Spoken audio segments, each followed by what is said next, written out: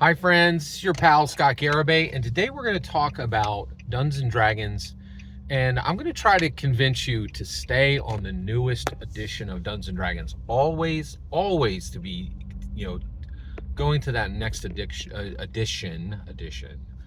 um, and staying on the freshest books you can. And right now, that's the 2024 core rule books, and why the OSR is not helpful to you personally. Okay.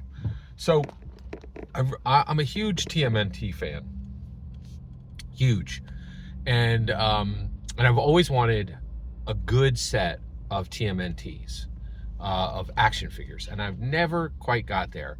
I pick them up whenever I see them, but what's kept me from having a good TMNT action figure collection, or just one set of all of them, is they're expensive. If you buy, if you buy the $12, you could go to Walmart right now and buy a $12 TMNT, but that's $50 if you get them all together.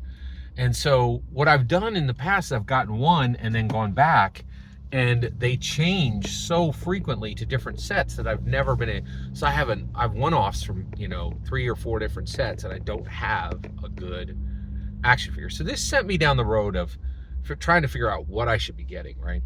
And I found this there's a ton of YouTube channels right here that go over toy collecting, specifically action figure collecting. And one of them really specializes in TMNT, and that's Toy Addicts. They have a great channel. I really like them. But when I started this journey to watch some channels that would give me good advice on how to collect a good solid 4 set of TMNTs, action figures, I encountered the toy collecting world at a level I hadn't done, in a way that I hadn't before.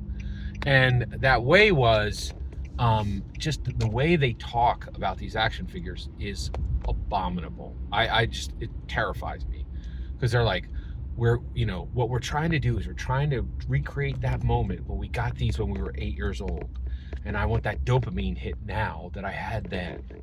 And they talk about it in this way that talks about addiction, and it's very FOMO, and is trying to recreate this moment from the past, right? And I have seen this in D&D. There's so many.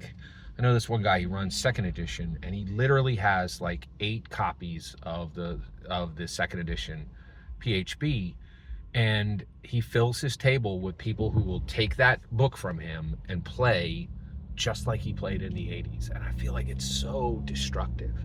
People are like, just let people play what they want, right? Well, first of all, nothing, in my opinion, is going to stop him from doing this, right? But I can stop you from doing it. And here's the reason why you should not do this. You should always be more excited about what you're going to do with Dungeons and Dragons in the future than you are remembering what you did in the past, right? And if you are spending your time and energy trying to recreate a moment from the 80s, it's not helpful. It's not productive. It doesn't help you grow. You are sealing yourself in amber, right? And I don't understand. Well, actually, I do understand it, and I understand it. They're literally trying to just recreate a dopamine hit that they had when they were a kid, and to me, that is destructive. That is behavior of someone who is that is behavior of someone who is seeking something unhealthy, in my opinion, right? Nostalgia is not healthy. Okay. Now, so Scott, why do you want these TMNTs? Didn't you encounter them when you were kids? Absolutely, right? So I encountered the Teenage Mutant Ninja Turtles when I was a kid. So am I trying to recreate that dopamine hit that I got when I encountered them then? No, absolutely not.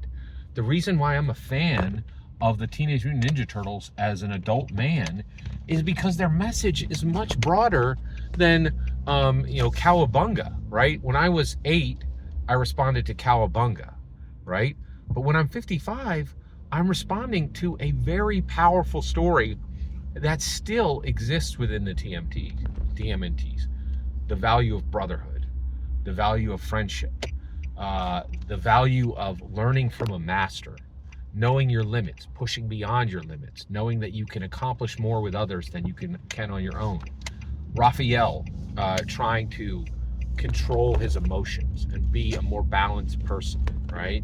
And how friends and brothers can help you with that. There are deep and abiding messages in the Teenage Mutant Ninja Turtles that could not even be grasped when I was a kid, right? But that can be grasped now, right? What's the deeper meaning of Ray Fillet? I can explore that today, right? And so this is my point. And what's really interesting is, and one reason why I love Toy Addicts, and even though they do talk about that dopamine hit and that trying to, clutch onto nostalgia, one of the things that they recently said was they're like, hey, don't go dropping hundreds of dollars on getting TMNT action figures from the 80s and 90s, just like you had when you were a kid. Take half that amount and get incredibly well sculpted, incredibly well articulated, incredibly well crafted, brand new material from Mondo, right? Brand new figs that are better than anything you had when you were a kid, right? And also, the other thing I love about is about plastic, right? Is when we were kids, they were action figures. Now they're miniatures, and they are. And what do we do with miniatures? We model life. We with Dungeons and Dragons, we create incredibly detailed models of lives in this world, lives on other worlds, and we mix and match for the best. Every single word you just heard in this video is my humble opinion. The important part is when I get to hear your humble opinion, when you get in the comments and send your traffic. Please consider subscribing and have a fetch millennium.